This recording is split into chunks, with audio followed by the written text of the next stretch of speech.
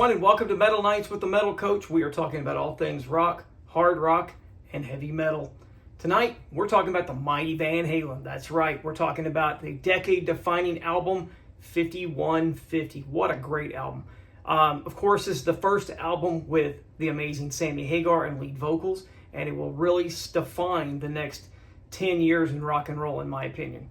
But before we get into a little bit of the history of Van Halen 5150, how it all came together, I want you to smash that subscribe button and give me a thumbs up to support the channel and receive future content when it is released. All right, guys, so let's get into this. Van Halen 5150. Breaking news, David Lee Roth has quit Van Halen. That announcement will send shockwaves throughout the rock landscape and would be announced on April Fool's Day of 1985. And of course, it was no joke, and the America's biggest rock and roll band of that time period was now without a frontman, and the future of Van Halen appeared to be in doubt after this announcement. Warner Brothers Records were very concerned that Roth's departure might mean the future of the band, and they thought the band was done. Some of the label executives, they were even argued that they should change the name from Van Halen to something totally different, with Roth no longer in the fold. They even floated the idea of even rotating a series of different guest singers instead of recruiting a full-time frontman. They even approached Patti Smythe, of course, of Scandal, and the future Mr. Big vocalist Eric Martin, possibly to replace Roth. However, fate would step in, and Sammy Hagar would eventually become the obvious choice, and that tale of how it happened is a very, very interesting one. Sammy Hagar hears about Roth's departure before it was even made public by then Van Halen producer Ted Templeton, who had also produced Sammy Hagar's smash album VOA. However, it is Sammy and Eddie's mechanic that would ultimately save Van Halen. Sammy stated in an article, "My car mechanic was also Eddie's mechanic. And one day Eddie was picking up his car and he told Claudio that Dave had quit the band and that nobody else really knew about it. It wasn't public knowledge." And that's when Eddie saw Sammy's black Ferrari 512, the car he used in the video for I Can't Drive 55. He said, "Wow, nice car. Whose is it?" Claudio said, "It's Sammy Hagar's. You should call him and get him in the band." That was the spark that started it all right there. The possibility of Sammy Hagar signing up for Van Halen and singing with the band was just too intriguing not to explore it. Eddie immediately set up a meeting with Sammy. After playing with Eddie and fellow Van Halen co-founders Michael Anthony and Alex Van Halen, Sammy knew he needed to join the band. They would hit it off immediately, and they knew a new era of Van Halen could be something special. Hagar's new bandmates quickly recognized that Sammy had powerful vocals and that he could play guitar, which would bring a brand new element to live shows. In Sammy Hagar, they found a new singer with the charisma and the force and personality and the brass balls to replace Diamond Dave as the frontman of Van Halen. Before production on the next Van Halen album came to be, longtime producer Ted Templeton leaves the Van Halen camp because he is kind of on Roth's side a little bit, and he had already started to produce Roth's upcoming full-length solo album. So engineer Don Landy stepped up to produce the new Van Halen sessions. Sammy, however, wanted a neutral party to come in and make sure the new lineup achieved its full potential in Van Halen's home studio. So Foreigner, co-founder and guitarist, Mick Jones would be brought in to help oversee the recording sessions. Eventually, the group gathered steam in the studio. The new incarnation of Van Halen was Sammy Hagar on vocals and guitars, Eddie Van Halen on guitars and keyboards and backing vocals, Alex Van Halen on drums and backing vocals, and Michael Anthony on bass and backing vocals. When the band hit the studio to record what would later become the album 5150, Eddie stated that "I've never seen such a spark as there was that first day in the studio." Eddie added, "We started playing and Sammy started singing. It just clicked It was magic. In February of 1986, as the band wraps up a 9-song set that will be entitled 5150, which of course is the same name of Eddie's studio in Southern California, and also the California Police Dispatch Code for the mentally disturbed person at large, the new record arrived in stores on March 24th, 1986, just a few days before the band was going to go out on tour and do their first opening show with Hagar as the new lead vocalist. If audiences were unwilling to accept Van Halen's new singer, they would find out in a hurry. The album will come out of the gates on fire. The fans embraced the new sound and Hagar as the new vocalist. 5150 topped the charts, becoming the group's first #1 album that had a series of hit singles. It had the top 40 pop hits like Why Can't This Be Love, Love Walks In, and Dreams. They proved that the band was back better than ever and that they could continue to build off the momentum they had before David Lee Roth's departure. As the band members saw it, fans responded to a new songs positively because even with Hagar as the new frontman, Van Halen still sounded pretty much like Van Halen. Over the next decade or so, the new Van Halen sound would define a generation of rock and roll. Each of the albums, Hagar recorded as Van Halen's frontman, 1988's OU812, 1991's For Unlawful Carnal Knowledge, and 1995's Balance, followed 5150 to #1. And the group embarked on a series of successful tours while managing to remain relevant on pop stations as well as rock radio. The wheels, of course, would eventually come off of this happy union, but after the unleashing of the first dose of their big rock sound, Van Hagar, as some would start to call it, would push the band into superstardom, even though they were big already. So for me, I first heard 5150 at a buddy's house when I was about, probably 14. Shortly after the release of the album, we were just sitting around the house chilling, and he popped in a new tape and he cranked it up, and I'm like, wow, that's Van Halen. And I'm like, which album is this? Because I've not heard it before, and I knew they were coming out with a new one, but I wasn't sure if this was it. He cranked it up, and this was just so cool to hear because Sammy Hagar is one of my very favorite vocalists as a teenager, and of course my favorite guitar player of all time was Eddie Van Halen. And they were in the same band. It was just killer. It was so different than 1984. The solos were still there, but now you had some more vocal harmonies, and I was just blown away, and I had to go get one on my own. I listened to 5150 just about weekly, and I feel there's some tracks that just really stand out to me and have stood the test of time, and they've defined my teenage years as well. So let's take a look at some of my favorites for this amazing album, 5150 from Van Halen. 5150 just comes out blazing with a great track called Good Enough. This song starts off with a catchy guitar riff from Eddie, immediately grabbing the listener's attention. The riff sets the tone for the entire song, providing a driving and upbeat melody that perfectly complements the powerful vocals of Sammy Hagar. Hagar's vocal performance is dynamic, displaying his range and charisma throughout the track. Lyrically, Good Enough talks about living the life to its fullest and embracing the present moment.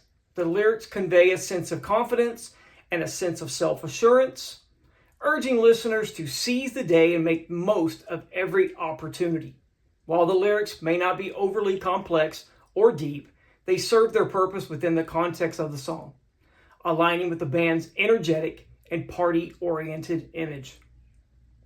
The instrumentation on Good Enough is incredible as expected from a band of Van Halen's caliber. Eddie Van Halen's guitar playing is of course exceptional. His solo on the song is a highlight, showcasing his technical prowess and ability to create memorable guitar licks. The rhythm section, consisting of Alex Van Halen on drums and Michael Anthony on bass, provide a solid foundation, driving the song forward with tight, and energetic playing.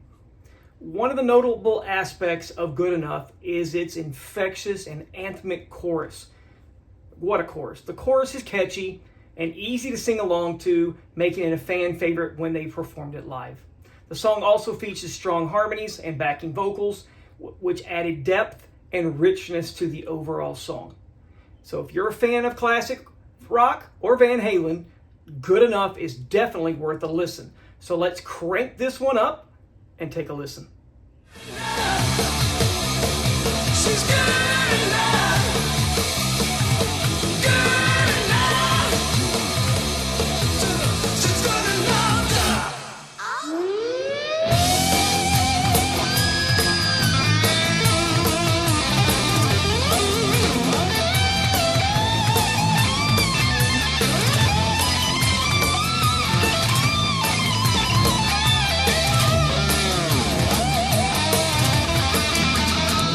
The next track that I just have to listen to when I listen to 5150 is the song Why Can't This Be Love? The song begins with this pulsating synthesizer riff, immediately creating a different atmosphere from Van Halen's traditional guitar-driven sound. This shift in instrumentation gives Why Can't This Be Love a distinct flavor and more polished, radio-friendly sound. Despite the departure from their usual style, the track is still remains catchy and is a very memorable song. Sammy's vocals shine in this song, delivering a heartfelt and emotive performance. He displays his range and control, effortlessly hitting the high notes, while infusing the lyrics with a sense of yearning and longing. The lyrics themselves explore the themes of love and longing for a deeper connection, questioning why love can be so elusive and difficult to find. While the lyrics may not be particularly deep or complex, they effectively capture the emotions associated with the song's subject matter. Eddie's guitar work on Why Can't This Be Loved kind of takes a back seat compared to some of the band's other tracks, but he still manages to add his signature touch. His guitar solo is tasteful and melodic, complementing the overall atmosphere of the song. The rhythm section, of course, of Alex Van Halen on drums and Michael Anthony on bass provides just a solid foundation, keeping the song grounded and driving it forward. The chorus of Why Can't This Be Love is undeniably catchy, with its memorable vocal melodies and sing-along qualities. The harmonies and the backing vocals add such depth and richness to the song, enhancing the emotional impact of it. It's a track that showcases Van Halen's ability to craft a powerful song while still maintaining their rock sensibilities. Whether you're a fan of Van Halen or simply appreciate well-crafted rock and roll, Why Can't This Be Love is definitely worth a listen. So get your air guitars out, get your synthesizers out, and let's rock out to this one. Let's take a listen. It's not what it takes. So tell me, why can't this be love? You want it straight from the heart. Oh, tell me, why can't this be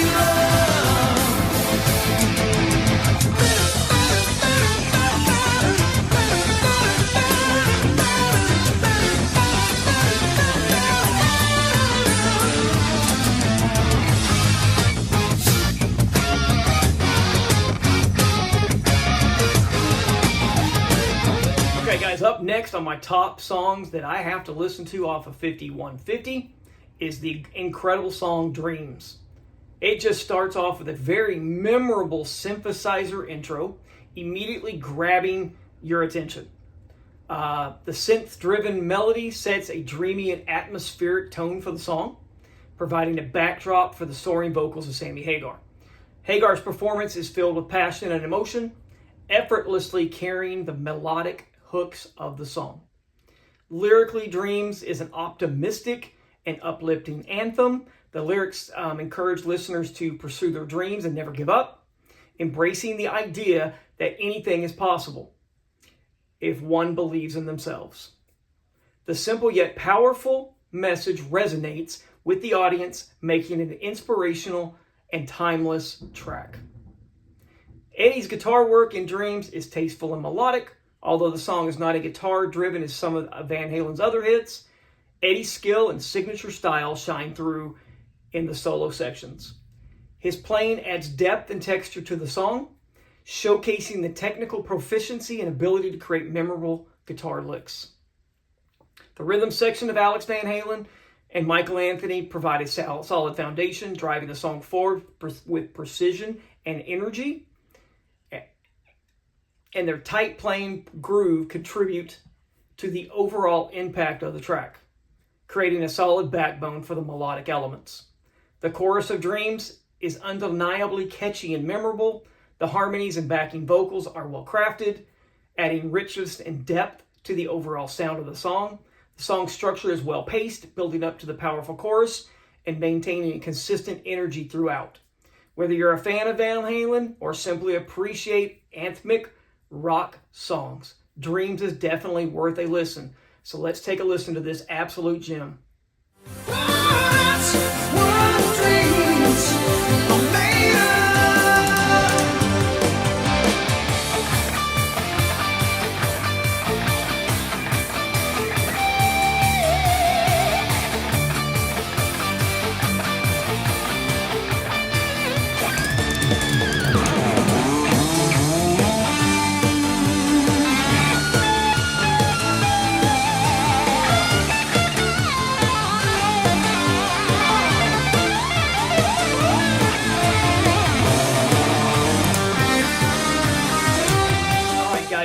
Let's continue this list of top Van Halen songs that I have to listen to off of 5150. This next one is one of my all-time favorite songs from Van Halen. It's Summer Nights. The song kicks off with a catchy guitar riff, instantly grabbing the listener's attention. Eddie's guitar work is stellar, showcasing his signature style and technical prowess. His playing is characterized by lightning-fast licks, intricate solos, and sense of precision that adds excitement to the song. Sammy's vocals in Summer Nights are powerful and engaging.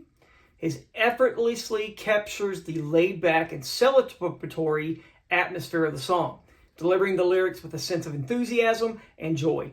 Hagar's performance is complemented by harmonies and backing vocals, which add depth and enhance the overall sound of the song. Lyrically, Summer Nights embraces the spirit of freedom and enjoyment that comes with the summer season. The lyrics paint a picture of carefree days and vibrant nights, filled with adventures, parties, and memorable experiences. It's a relatable and fun song that captures the essence of summer escapades. We all remember those, right? The rhythm section, of course, of Alex and Michael provide a solid foundation of the song. Their tight and energetic playing keeps the song moving forward with a driving rhythm, creating a sense of momentum that reflects the excitement of summer nights. One of the highlights of Summer Nights is its infectious and anthemic chorus. The chorus is catchy and easy to sing along to, and it also invites the listeners to join in the celebrations. The song structure is well crafted, transitioning smoothly between verses, chorus, and instrumentation sections. Whether you're a fan of Van Halen or simply enjoy good rock songs with a positive and upbeat vibe, Summer Nights is definitely worth a listen, particularly during the warm summer months. Let's take a trip back to 1986 and crank this one up as we take a listen.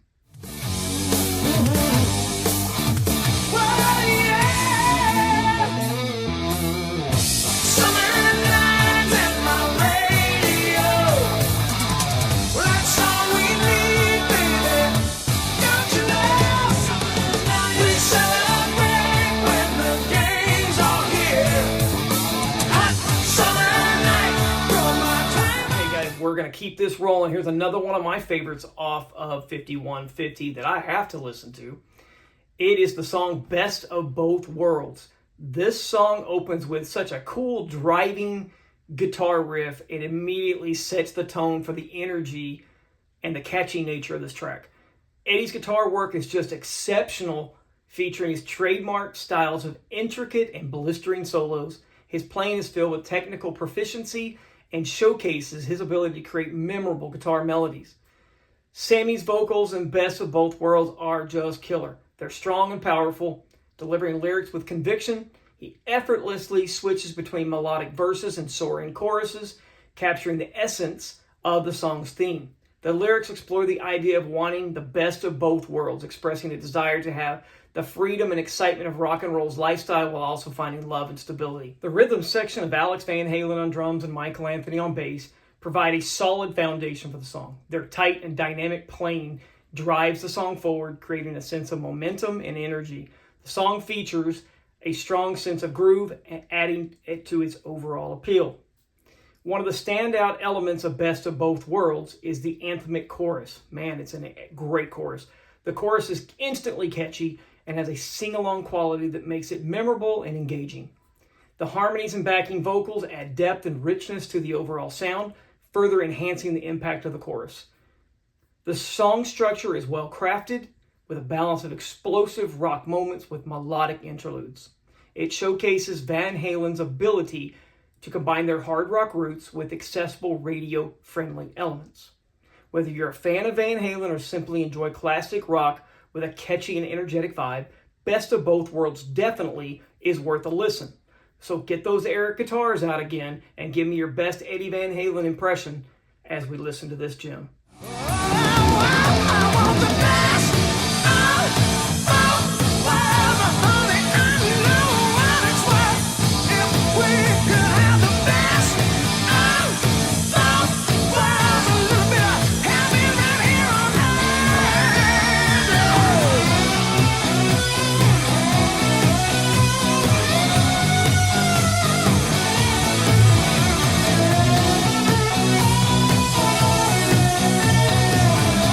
We are now at the last song that I have to listen to when I listen to 5150. It's the amazing power ballad, Love Walks In. The song begins with a soft piano intro, immediately setting a contemplative and atmospheric mood. The gentle and melodic piano chords create a beautiful backdrop for the heartfelt vocals of Hagar. His performance on Love Walks In is passionate and soulful, conveying the emotional depths of the lyrics. Lyrically, Love Walks In explores themes of love, transcendence, and spiritual connection. The lyrics paint a picture of profound and transformative experiences where love enters and uplifts the narrator's life. The introspective and poetic nature of the lyrics add a layer of depth to the song, allowing the listener to connect on an emotional level. Eddie's guitar work in Love Walks In is understated yet impactful. His playing adds a touch of texture and atmosphere to the song, enhancing the overall mood. The guitar solo is emotional and expressive, capturing the sentiment of the lyrics. The rhythm section, of course, Alex on drums, Michael Anthony on bass, provide a solid foundation for the song. Their playing is restrained yet effective, supporting the song's emotional journey without overpowering it. The chorus of Love Walks In is a powerful and memorable one. The harmonies and backing vocals are well crafted, adding a layer of richness and depth to the song. The chorus serves as a cathartic release, highlighting the emotional climax of the track. Whether you're a fan of Van Halen or you just really love soulful rock ballads, Love Walks In is the song that resonates on an emotional level.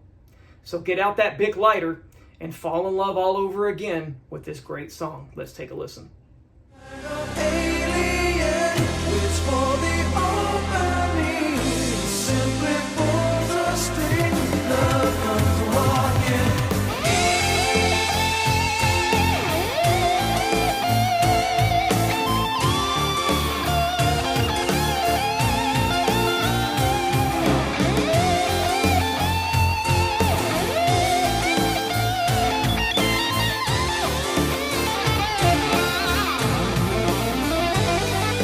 There you go.